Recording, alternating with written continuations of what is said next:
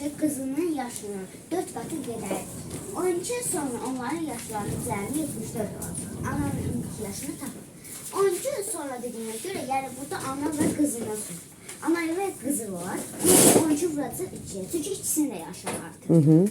Eləyəcək 24 və 74-dən çıxacaq 24. 24.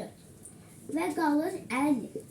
Deməli, ana və qızının yaşlarının, indiki yaşlarının cəmi 50. Əla. Ananın yaşı qızının yaşının 4 qatı qədərdir. Ona görə 4 x üzərinə gəl x tənlik belə olacaq. Və bərabərdir 50.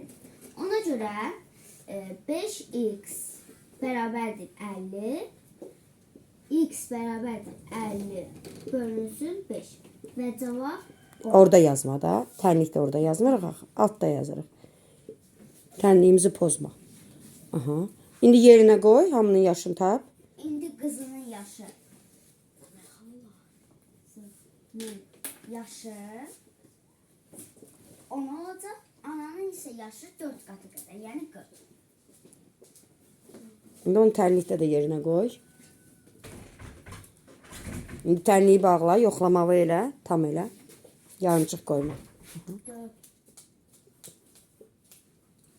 10 üzərinə gəl. Bərabərdir 50. Aha. Yoxladıq, düz alındı. Kim anlamadı? Aydın. Allaha şükür. Heç birimiz yazmamışdınız.